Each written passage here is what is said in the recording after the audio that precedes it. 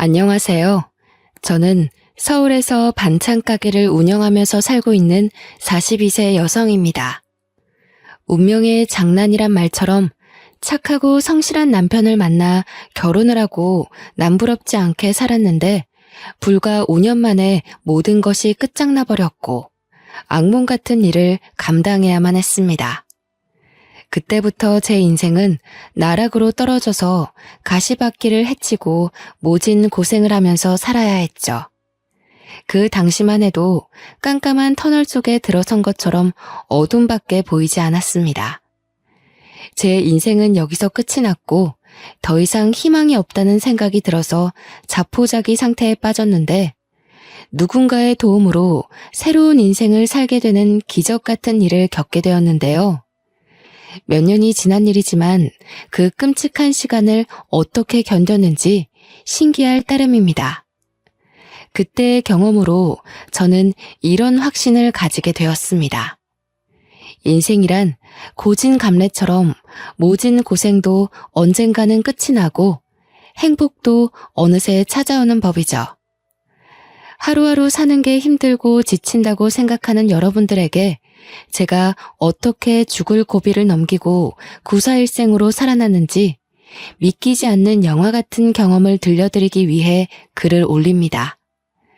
저희 부모님은 트럭을 몰고 다니면서 채소 파는 일을 하셨습니다. 새벽에 농산물 시장으로 나가서 각종 야채를 받아서 거래를 하는 식당에 대주셨고 오후에는 아파트나 주택가를 돌면서 주부들을 상대로 장사를 하셨어요. 부모님이 워낙 부지런하고 남을 속이는 법이 없으셨습니다. 다른 트럭이 질이 안 좋은 야채들을 싸게 팔아도 아버지도 정직하게 좋은 상품을 팔아야 한다고 하셨어요. 조금이라도 더 팔려고 손님들을 속이면 절대 안 돼. 당장은 돈 벌지 몰라도 나중에는 그것 때문에 반드시 망하게 된다. 아버지는 이런 식으로 장사를 하셔서 아버지를 믿고 오는 단골들이 많으셨죠. 아버지께서 먹고 살기 위해서 닥치는 대로 일을 해오시다가 친척의 소개로 엄마를 만나게 되셨습니다. 결혼을 한 뒤로는 중고 트럭을 사서 두 분이 같이 야채를 팔기 시작하셨어요. 그런데 두 분이 같이 일을 하니 어린 저를 맡길 곳이 마땅치 않았습니다. 유치원 종일반에 맡기면 됐지만 부모님께서 새벽 3시에 일어나서 농산물 시장에 가야 해서 유치원에 맡겨도 소용이 없었습니다. 그래서 부모님은 저를 트럭에 데리고 다니셨어요. 그래서 제게는 아버지의 트럭이 침실이었고 놀이터였죠. 부모님께서 식당에 납품을 하러 갈 때면 식당 아주머니들의 예쁨을 받곤 했어요. 아이고, 우리 이쁜 미경이 왔구나. 어린 것이 고생이 많아. 밥은 먹고 나왔니? 단골 식당에 들리면 식당 아줌마들께서 저를 아주 예뻐해 주셨어요. 제게 요구르트나 귤 같은 걸 챙겨주시면서 기특하게 바라봐 주셨죠. 그 중에서도 7년째 단골인 부부가 같이 식당을 운영하는 곳이 있었습니다. 그 식당 주인을 만나게 된 계기도 참 특별했죠.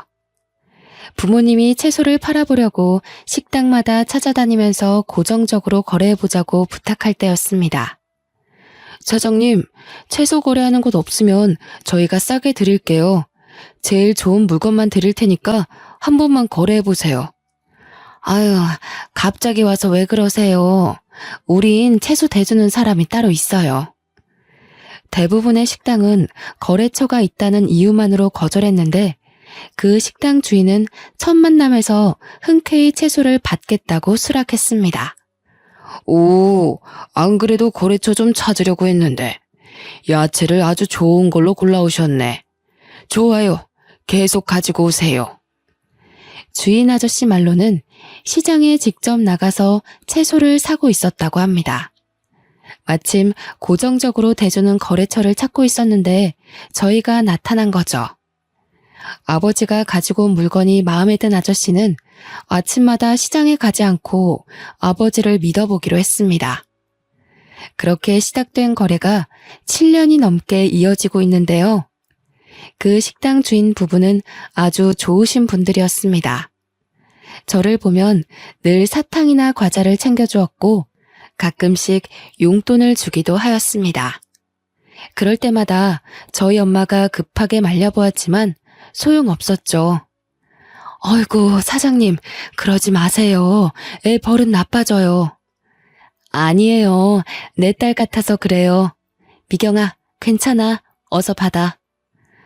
제가 엄마 눈치만 보고 있으니까 주인 아줌마께서 웃으면서 용돈을 주었어요. 그 식당 주인 부부에게는 저와 동갑인 아들이 있었습니다. 시간이 지나서 제가 초등학생이 되자 주인 아줌마께서 농담처럼 저를 며느리로 삼겠다고 하셨죠. 미경아, 너 나중에 누구랑 결혼할래? 아줌마가 제일 좋다며. 그럼 우리 진수랑 결혼해야지. 네, 전 진수랑 결혼할 거예요. 결혼해서 진수랑 아줌마랑 같이 살래요. 어린 마음에 결혼한다는 의미도 잘 모르고 하는 소리였죠. 그럴 때마다 진수가 부끄러워하면서 아주머니 뒤에 숨어 있었는데요.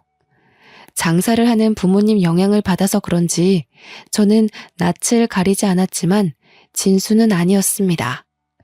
부끄러움이 많았고 저를 좋아하는 것 같아 보였지만 늘 수줍어하면서 아무 말도 못했어요. 진수의 소극적인 성격은 고등학생이 되자 더 심해졌습니다. 나이를 먹을수록 서로 마주쳐도 피하는 지경에 이르자 제가 먼저 다가가 보려고 노력했습니다. 진수야, 요즘 톡 못 봤는데 잘 지냈어? 오랜만에 마주쳤길래 제가 웃으면서 진수에게 인사를 했죠. 그런데 진수가 얼굴을 붉히면서 도망가 버렸습니다. 그 모습을 본 아줌마도 어이없는 표정을 지으셨는데요.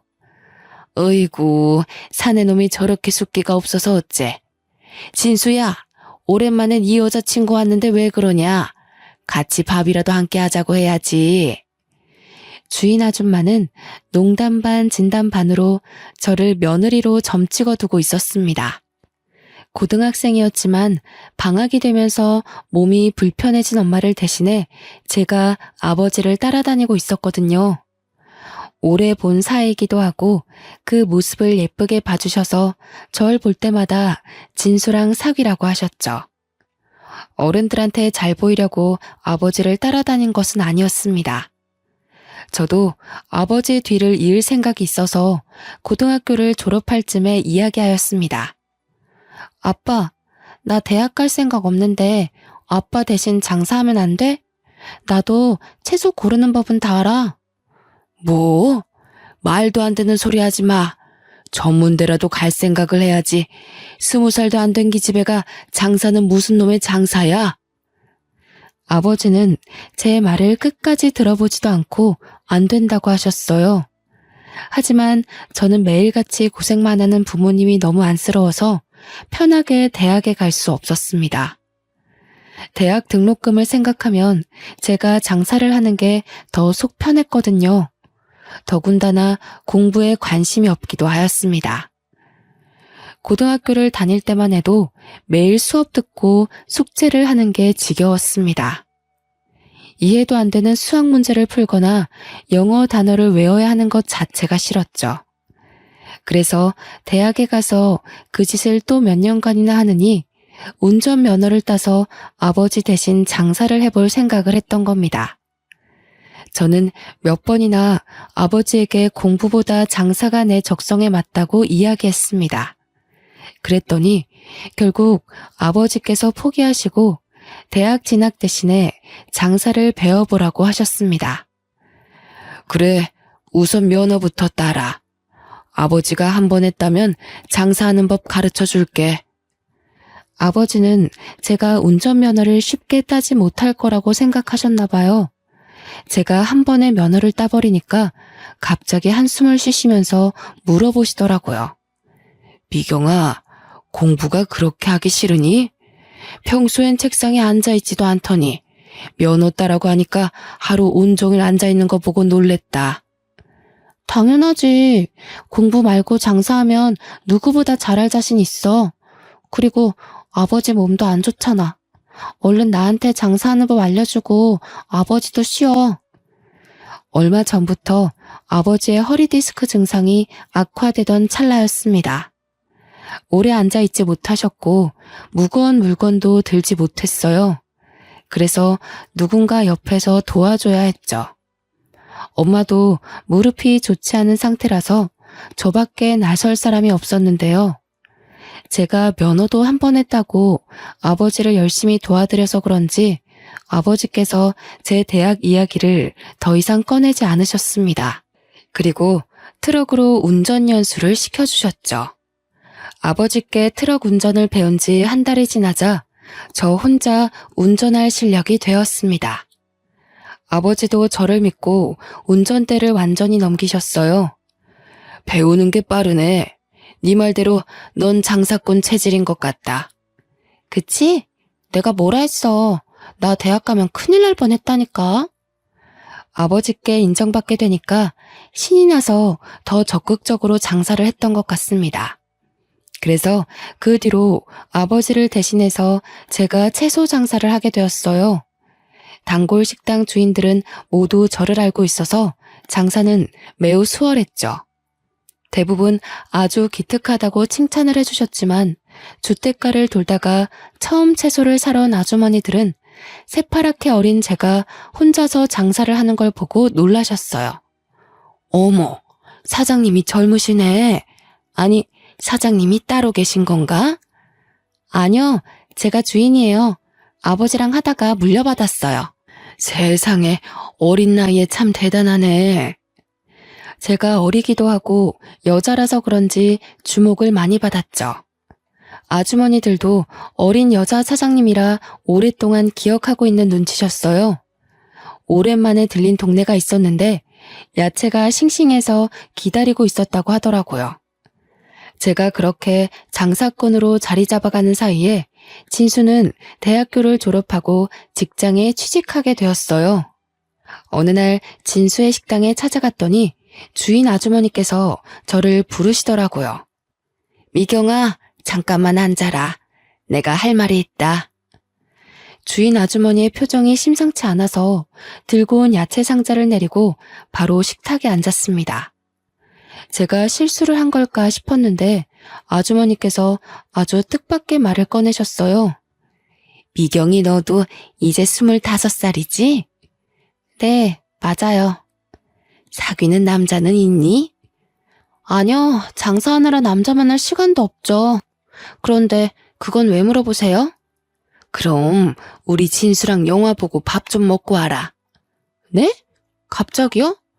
영화랑 밥은 왜? 아니, 진수 이 녀석이 너 좋아하는 것 같은데 끝까지 아니라는 거 있지?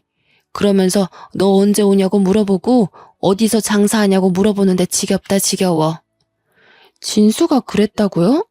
저만 보면 피하는 것 같았는데 설마요? 에이, 내가 용돈 줄 테니까 네가 영화 보러 가자고 해봐라. 진수 그 녀석 좋다고 해볼래 할 거다. 남들이 보면 당혹스럽고 이상한 상황일 수도 있었지만 저는 이번에 진지하게 만나볼까 하는 생각도 들었습니다. 오래전부터 진수에게 호감이 있었고 어릴 때만 해도 진수랑 자주 돌아다녔거든요. 근데 나이를 먹어갈수록 진수는 절 불편하게 생각하는 것 같아서 거리를 두고 있었습니다. 이제 생각해보니 진수도 절 좋아하게 돼서 쭈뼛거렸던 것 같네요. 그래서 저는 남편과 약속을 잡아서 영화를 보았고 본격적으로 연애를 시작하게 되었습니다. 정식으로 만나자는 말이 나오자 역시나 남편이 절 오랫동안 좋아하고 있었다는 말을 꺼내더라고요. 예전부터 너 좋아하고 있었는데 쑥스러워서 말 못했어. 내가 남자답게 먼저 밥이라도 먹자고 하는 거였는데 끝까지 못하겠더라. 남편은 호감을 가지고 있었지만 제게 말을 걸지 못해서 갈팡질팡하고 있었나 봅니다. 그 사실을 알고 있던 시어머니께서 다리를 놔주신 거죠. 저희들은 어릴 때부터 알고 있어서 사이가 급격하게 가까워졌습니다. 사귄 지 1년 만에 결혼 이야기가 나왔죠. 상견례 자리부터 결혼식 당일 신혼생활까지 더할 나위 없이 행복했습니다. 20년 넘게 알고 지내서 친부모나 다름이 없는 시부모님과 같이 사니 시댁살이가 아니라 제 친정에 남편이 들어와서 처가살이 하는 것 같더라고요. 제가 집안일이라도 하려고 하면 시어머니가 다가와 말린 적도 있었습니다. 아유, 방금 장사하고 들어온 애가 무슨 설거지야. 넌 가서 좀 쉬고 있어라. 설거지는 내가 하마. 아니에요, 어머님. 제가 할 테니까 어머님이 쉬세요. 네 시아버지가 보면 며느리 부려먹는다고 욕정낸다. 어서 들어가서 쉬고 있어. 여자 혼자 장사를 하는 것도 걱정을 많이 하셔서 장사도 접게 되었습니다. 시부모님의 식당 일을 돕게 됐는데 장사 일보다 수월했어요. 저를 언제나 딸같이 챙겨주시는 것은 물론 야채 파는 일보다 돈을 많이 벌었으니까요. 식당을 찾아오는 손님도 많고 정신없어서 점심 장사가 끝나고 잠깐 한가해지면 시어머니는 한사코 저를 쉬게 만드셨습니다. 시아버지도 제가 일하는 걸 볼 때마다 이렇게 말씀하셨죠. 아가, 시애미는 뒀다가 무엇에 쓰려고 그래? 그냥 시애미가 하게 둬라. 아버님, 어떻게 어머님한테 시키겠어요. 당연히 제가 해야죠. 제가 끝까지 테이블 닦는 일을 하고 있으니까 시아버지가 시어머니를 불러서 시키셨어요. 남들은 시집살이 때문에 힘들어 하던데 저는 결혼 후가 훨씬 더 편했습니다. 천국에서 사는 것처럼 편하고 행복했죠. 남편도 제 속을 썩이지 않았습니다. 저밖에 모르는 가정적인 남자였거든요. 그래서 5년 동안 그 흔한 말다툼 한번 하지 않고 늘 웃으면서 지냈습니다. 그런데 꿈 같은 결혼 생활도 금방 끝이 나고 말았습니다. 하루아침에 박살나고 말았죠. 퇴근을 하던 남편이 교통사고를 당해서 허망하게 세상을 떠나버린 겁니다. 음주운전을 하던 승용차가 중앙선을 넘어와서 남편 차와 정면 충돌했다고 하더군요. 그 사고로 가해 차량 운전자도 목숨이 위태로울 정도로 크게 다쳤고 남편은 그 자리에서 사망하고 말았어요. 남편의 사망 소식을 들은 시어머니는 그 자리에서 혼절하고 마셨습니다. 애지중지 키운 외동아들이 세상을 떠나서 저보다 더한 충격을 받으신 것 같았는데요. 그런데 더 나쁜 일은 일어났습니다. 병원에서 겨우 의식을 회복한 시어머니께서 뇌졸중 증상을 보이신 것이었습니다. 말을 제대로 하지 못하고 오른쪽 편마비가 와버렸죠. 남편을 떠나보내고 정신을 추스를 겨를도 없이 시어머니까지 쓰러지자 하늘이 무너질 것 같았습니다. 하지만 저까지 정신줄을 놓고 있을 수 없었습니다. 아버님께 식당을 맡기고 저는 병원에서 숙식을 하면서 시어머니를 돌봐드렸습니다. 아버님도 식당 문 닫을 시간에 병원 앞을 찾아오셔서 제게 힘을 북돋아 주셨죠. 아가, 하늘이 무너져도 절대 용기를 잃거나 포기하면 안 된다. 같이 이겨내자. 식당 쉬는 날에도 병원에 들리셔서 제 손을 잡고 미안하다는 말을 하셨어요. 저와 시아버지는 용기를 잃지 않고 버텼지만 시어머니는 점차 힘을 잃어가고 계셨습니다. 아들을 잃은 후로 실어증에 걸린 사람처럼 말이 없었고 몸이 말을 듣지 않는 지경에 이르자 살아야겠다는 의지를 놓아버리신 것 같았죠.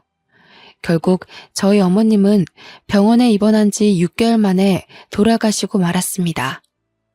어머님까지 돌아가시자 정말 눈물밖에 나오지 않더군요.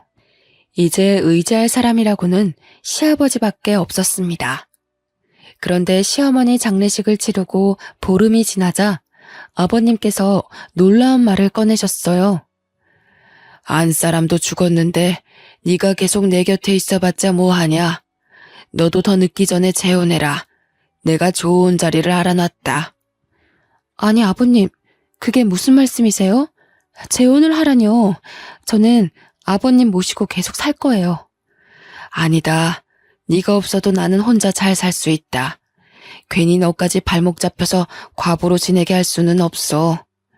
네가 재혼 안 하면 혼자 남은 며느리 끼고 사는 고약한 시애비라고 욕할 거야. 그러니까 좋은 사람 만날 준비부터 하거라. 아버님께서 적당한 재혼 자리까지 알아놓으셨다면서 고집을 피우셨어요. 저는 싫다고 했지만 시아버지가 재혼식이 놓쳐서 나중에 후회하지 말라는 말까지 꺼내셨죠. 그 설득과 호소가 한 달이나 이어져서 저도 포기했습니다.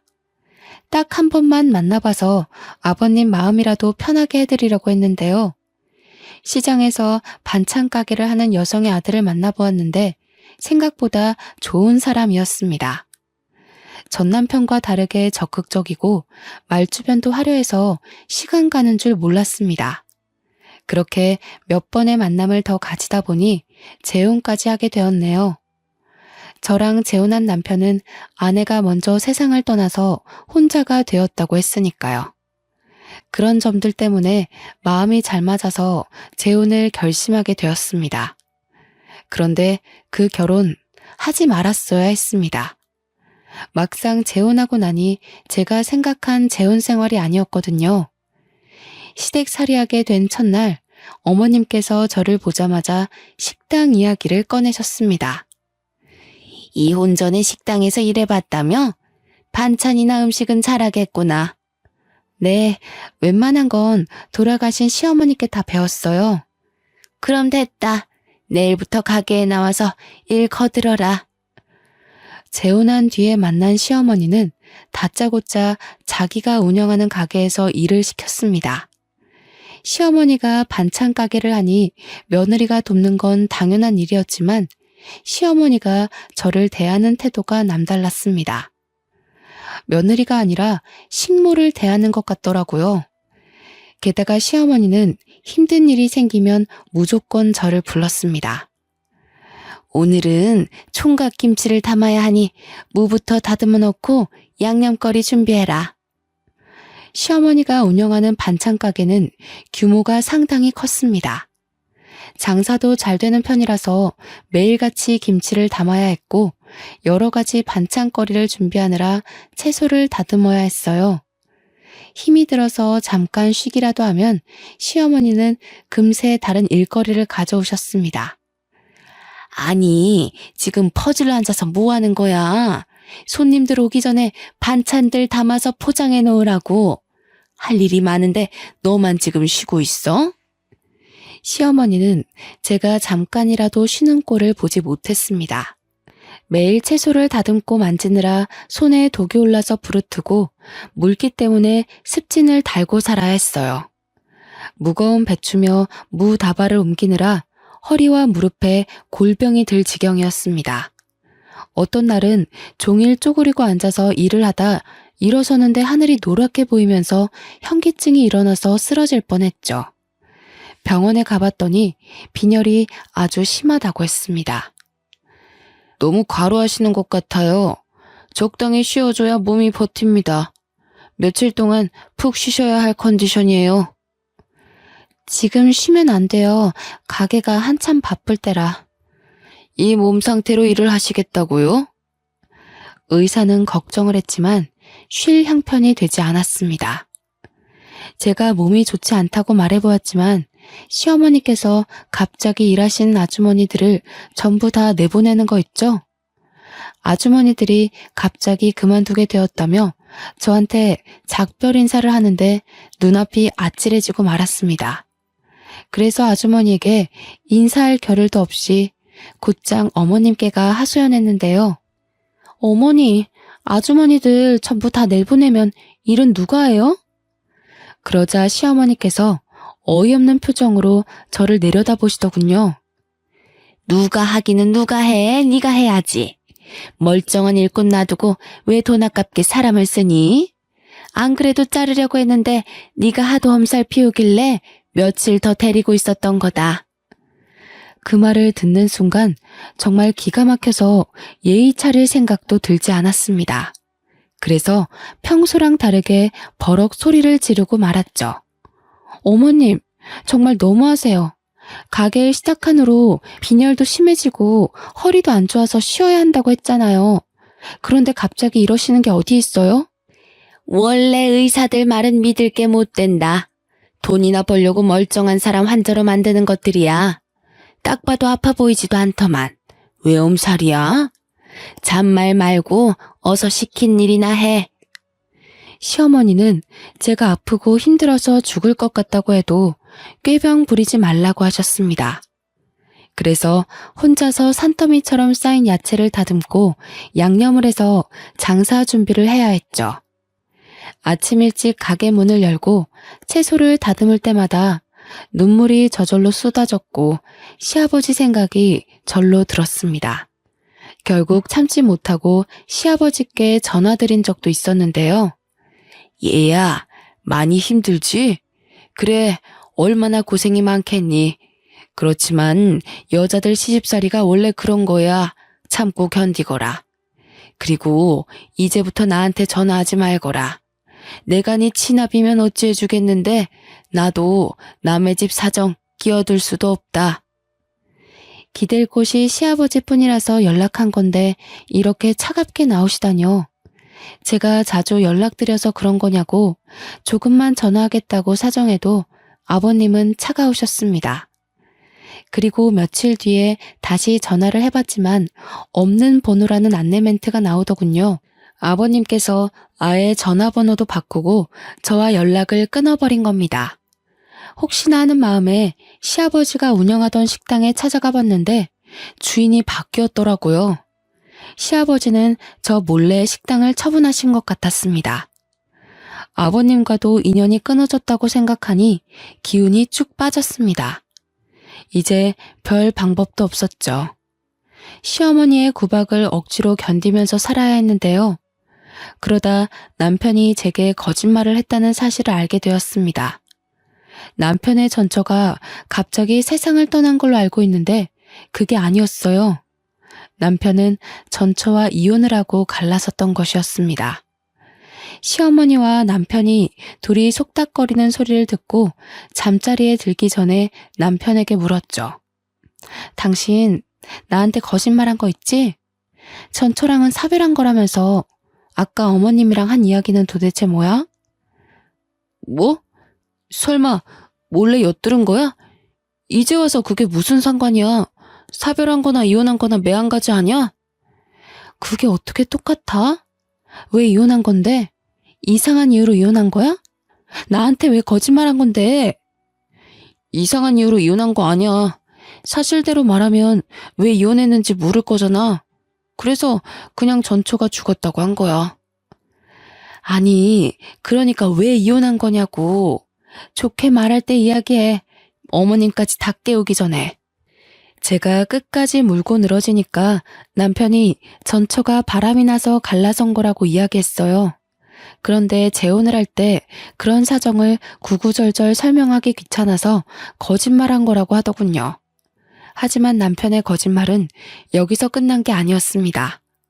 남편이 그동안 사업을 한다고 했지만 알고 보니 백수 건달이었죠. 제게 주는 생활비도 날마다 시어머니를 통해서 돈을 타오던 것이었습니다. 남편이 평소처럼 출근한다고 해놓고 나갔는데 핸드폰을 놔두고 갔길래 급히 남편을 따라간 적이 있었습니다. 그런데 남편이 PC방에 들어가더니 안 나오더라고요. 혹시나 해서 따라갔더니 남편이 컴퓨터 게임을 하고 있었습니다. PC방 알바생한테 남편에 대해 물으니 단골 손님이라고 하더군요.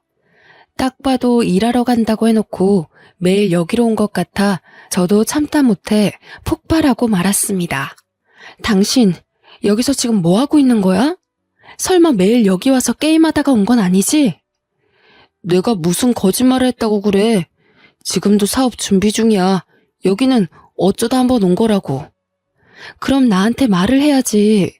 당신 이혼도 그렇고 도대체 왜 날 속이는 거야? 백수면 백수라고 솔직하게 말해야지. 왜 사업가 행세를 했냔 말이야. 엄마한테 돈 조금씩 받아서 투자하고 있었어. 아무것도 모르면서 따지고 들지 마. 지금 그게 중요해? 날 몇 번이나 속인 거냐고 따지는 거잖아. 당신 이거 말고 속인 거 있어? 좋게 말할 때 다 불어. 아이고 그래. 나 백수라고 다 떠들고 다녀라. 동네 사람들 다 알겠다. 나 백수라고 소문내서 속이 시원하냐? 조금만 기다려봐. 곧 준비하고 있는 사업 대박나면 너 같은 것도 얄짤 없으니까. 남편이 저한테 삿대질을 하면서 오히려 큰 소리를 치길래 저도 목소리를 높였죠. 결국 알바생에게 쫓겨나고 집으로 돌아왔지만 남편은 나아지지 않았습니다. 1년이 지나도록 남편이 준비한다는 사업은 시작도 하지 못했는데요. 하지만 저는 매일 뼈 빠지게 고생하느라 날이 갈수록 삐쩍 말라가고 있었습니다. 제가 녹초가 되도록 몇 사람 몫의 일을 해낸 덕분에 시어머니는 시장을 벗어나서 건물의 1층에 반찬 가게를 열게 됐네요. 그러던 와중 단골 손님까지 생겨서 단체 주문을 받게 되었습니다. 저희 가게의 단골 손님 중에 부잣집 사모님들이 몇 분 계셨는데 김장철이 되자 사모님들이 단체로 자기들 김장을 시어머니에게 부탁한 겁니다. 무려 70포기의 김장을 해달라는 것이었죠. 시어머니는 그 주문을 기다렸다는 듯이 덥석 받아버렸습니다. 저는 당연히 아줌마들 몇 명을 동원해서 김장할 줄 알았는데 그게 아니었습니다.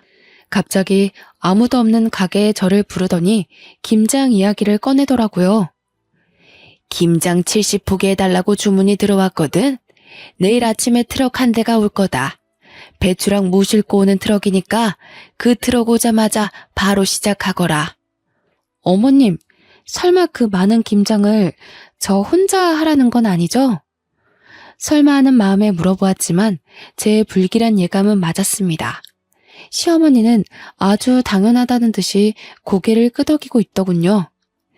김장 70포기 정도는 너 혼자 충분하잖아.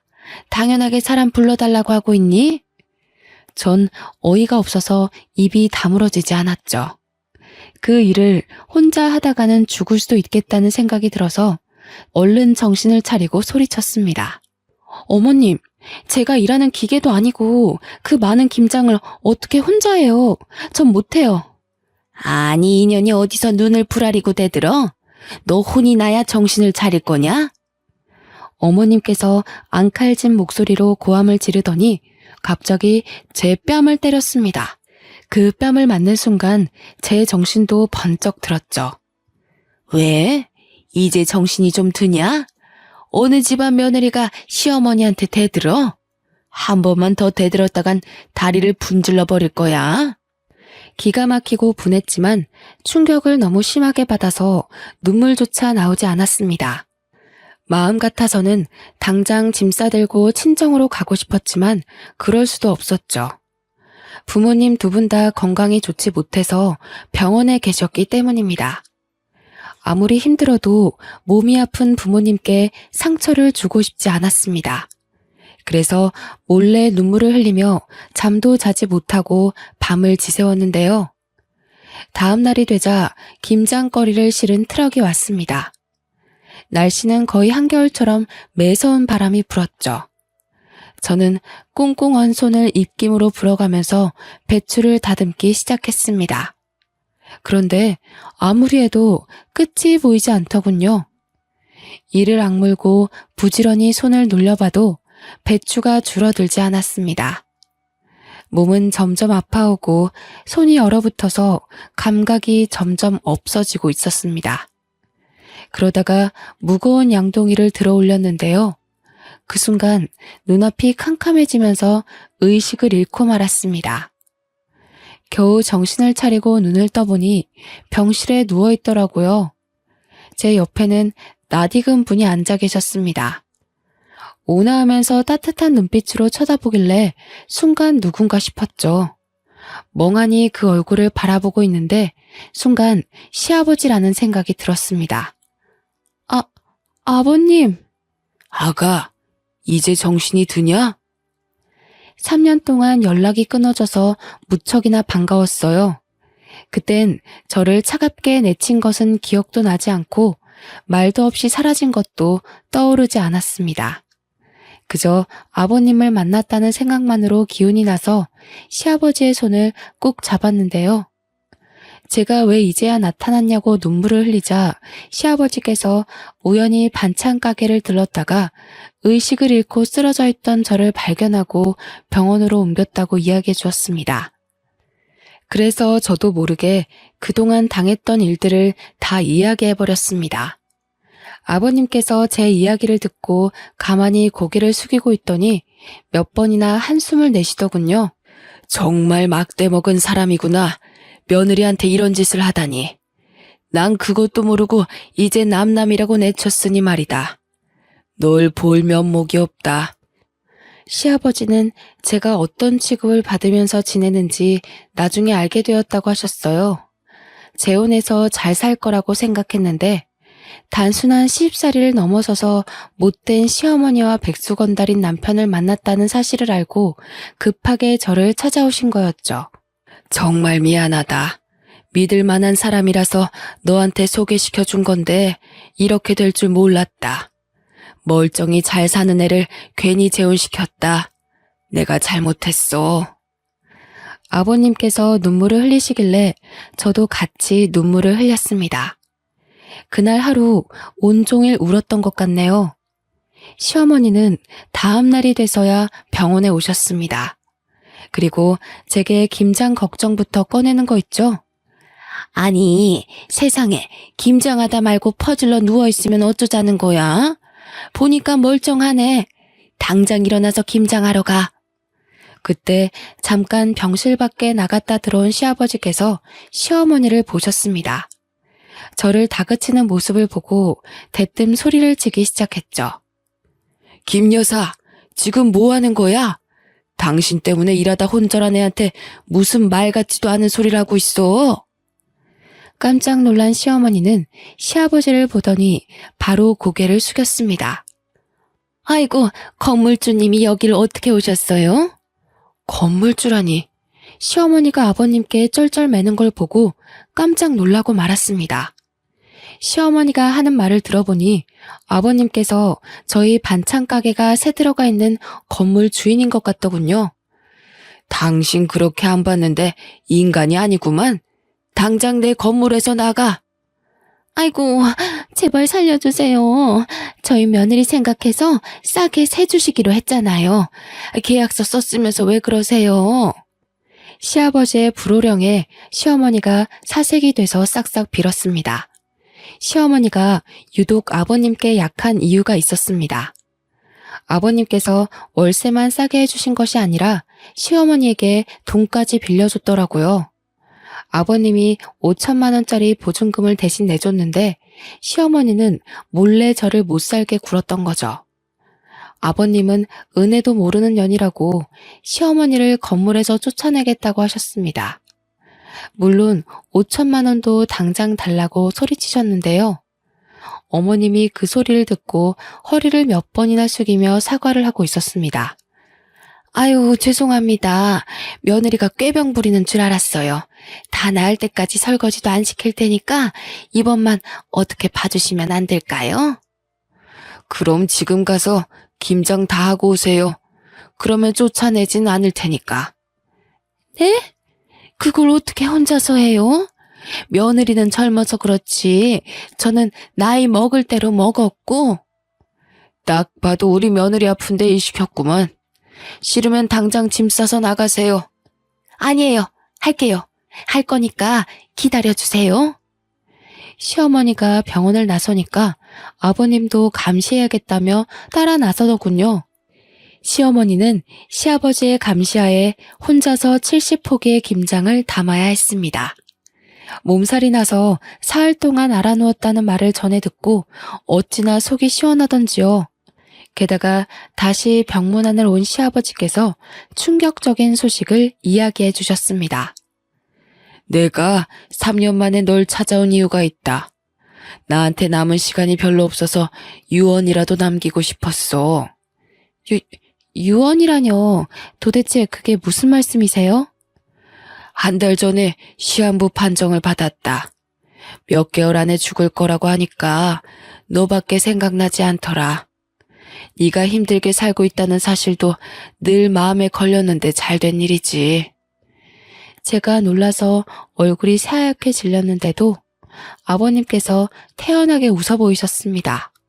시아버지는 저와 연락을 끊은 뒤에 식당을 처분하고 30년 넘게 모은 재산을 모두 털어서 건물을 사셨다고 했어요.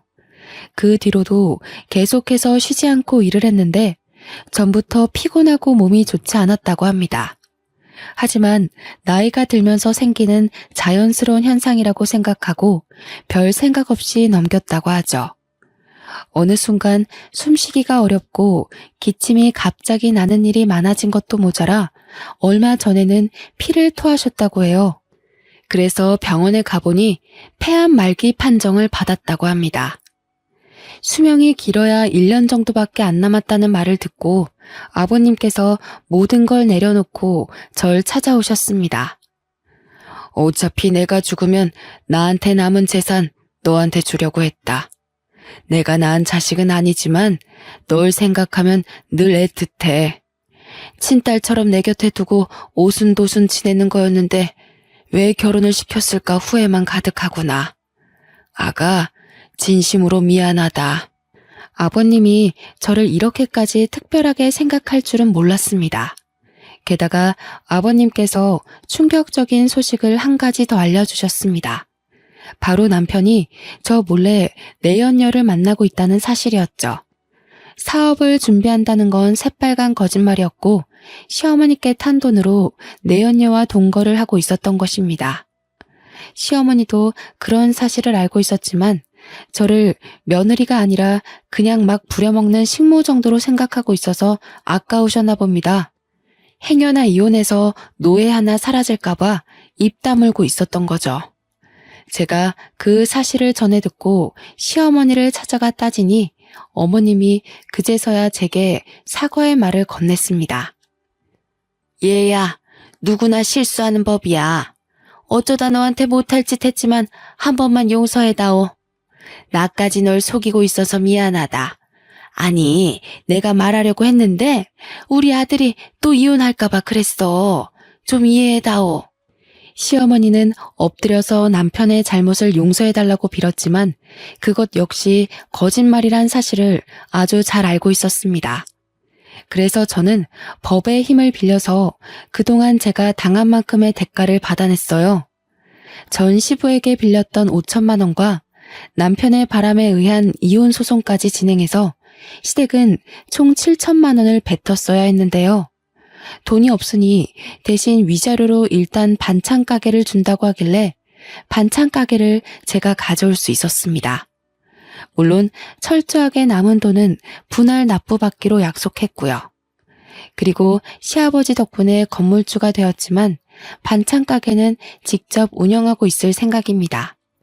건물주라고 한가하게 놀고만 있지 말라는 아버님의 지시가 있었거든요. 시아버지는 지금 호스피스 병동에서 조용히 여생을 지내시고 계세요. 길어야 1년이라고 했지만 3년이 지난 지금도 제가 보기에는 잘 지내고 계시는데요. 매일 아버님을 찾아뵙고 정성을 다해 돌봐드릴 때마다 기적적으로 아버님의 건강이 좋아져서 같이 살 수 있게 되면 좋겠네요. 그리고 제게 반찬 가게를 넘겨준 시어머니는 알거지 신세가 되어버렸습니다. 아들이 무능하니 돈 벌 궁리가 없어진 거죠. 겨우 장만한 반찬 가게를 제게 넘겨주고 생계가 막막해졌는지 어느 날 갑자기 저를 찾아오기도 하였습니다. 얘야, 이렇게 찾아와서 미안하다. 내가 돈이 없어서 그런데 조금이라도 빌려주면 안 되니? 돈 빌려주면 갚을 수 있으세요? 차라리 제 가게에서 일하세요. 그럼 먹고 살기는 해드릴게요. 대신 김장 70포기 정도 혼자서 하실 생각하셔야 돼요. 시어머니는 어이없는 표정으로 저를 바라보았지만 다른 방법이 없었죠. 제가 할 마음 없으면 돌아가라고 하니 어머님께서 그렇게 하겠다고 말씀하셨습니다. 그래서 지금도 어머님께서 제 반찬 가게에서 죽을 힘을 다해서 일을 하고 있습니다. 남들이 보면 정말 못된 며느리, 인성 쓰레기인 여자라고 욕할지도 모릅니다. 소문이 어떻게 흐르는지 몰라도 동네 사람들이 저를 흉보고 있더라고요.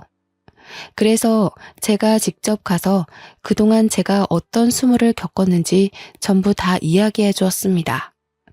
그 뒤로 동네 사람들이 어머님을 보는 눈빛이 달라졌습니다.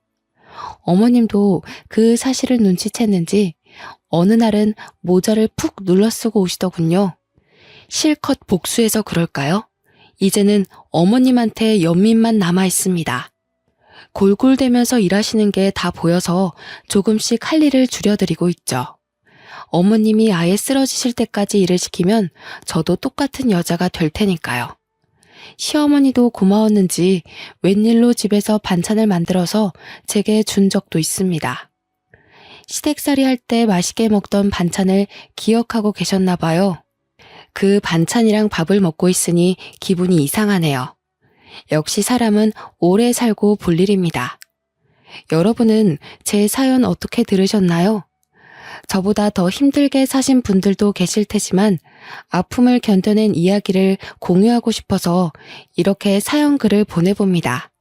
여러분들은 부디 이런 아픔 없이 무던한 인생을 보내시길 바랍니다. 감사합니다.